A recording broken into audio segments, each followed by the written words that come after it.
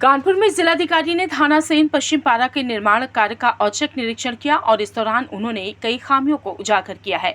आपको बताते चले कि जिलाधिकारी जितेंद्र प्रताप सिंह ने आज थाना सेन पश्चिम पारा में निर्माणाधीन आवासीय और अनावासीय भवनों का निरीक्षण किया। ये परियोजना उत्तर प्रदेश स्टेट कंस्ट्रक्शन और इंफ्रास्ट्रक्चर डेवलपमेंट कॉरपोरेशन लिमिटेड द्वारा संचालित की जा रही है, जिसकी कुल लागत लगभग 17 करोड़ रुपए है। निरीक्षण के दौरान जिलाधिकारी ने स्ट्रक्चरल डिजाइन में गंभीर खामियां पाई हैं, जिन्हें पूर्व में लोक निर्माण विभाग द्वारा भी चिन्हित किया गया था। उन्होंने कहा कि इतनी बड़ी परियोजना में योग्य तकनीकी स्टाफ की उपस्थिति अनिवार्य है, लेकिन मौके पर कोई भी इंजीनियर मौजूद नहीं मिला। वहीं जिलाधिकारी ने यह भी बताया कि 5 करोड़ रुपए से अधिक की परियोजनाओं के लिए पर्यावरणीय स्वीकृति आवश्यक होती है, जो इस मामले में प्राप्त नहीं की गई थी। इसे गंभीर लापरवाही मानते हुए उन्होंने संबंधित अधिकारियों के विरुद्ध अनुशासनात्मक कार्रवाई के संकेत दिए हैं। उन्होंने निर्माण कार्य की धीमी गति, गुणवत्ता में कमी और सुरक्षा मानकों की अनदेखी पर नाराजगी जताते हुए संबंधित एजेंसी को जल्द सुधारात्मक कदम उठाने के निर्देश दिए हैं।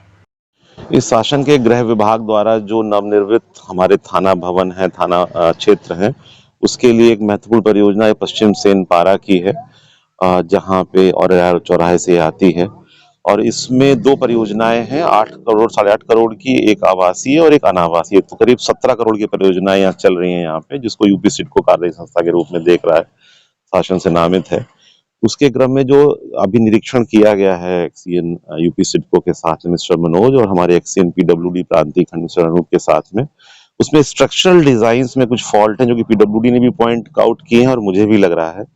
जो इतनी बड़ी परियोजना के कॉन्ट्रैक्टर्स होते हैं उनके लिए कंपलसरी है कि यहाँ पे एक डिग्री होल्डर कोई इंजीनियर और डिप्लोमा होल्डर 2 इंजीनियर होने चाहिए, ताकि परियोजना का जो पर्यवेक्षण है वो सिर्फ मिस्त्री और मजदूर पर ना निर्भर रह जाए। अनफॉर्चुनेटली कोई भी यहाँ नहीं मिला है। दूसरा, 5 करोड़ से बड़ी परियोजनाओं के लिए एनवायरमेंटल क्लियरेंस मस्ट है।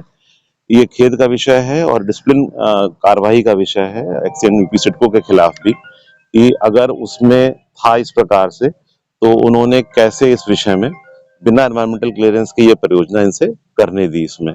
इसके अतिरिक्त जो कार्य की गति है वो अभी धीमी है। उनका कहना है कि उन्होंने शायद कुछ फाइन लगाया, बहुत नॉमिनल था, विच इज नॉट सफिशिएंट। जो कॉन्ट्रैक्टर अगर कोई अपना साइट इंजीनियर नहीं रख रहा है, कई जगह रिपेयर है, बीम्स टेढ़ी हैं, इस प्रकार से जो स्ट्रक्चरली अनसेफ बिल्डिंग हो सकती है और जो लॉन्ग टर्म बिल्डिंग को नुकसान कर सकता है। इसके क्रम में जो शासनात्मक या जो विभागीय नामानक है, उसके लिए मैंने निर्देश दिया है कि जो HBTI हमारा इंस्टीट्यूट है स्ट्रक्चरल डिजाइनिंग की, जांच वहां से करा लें।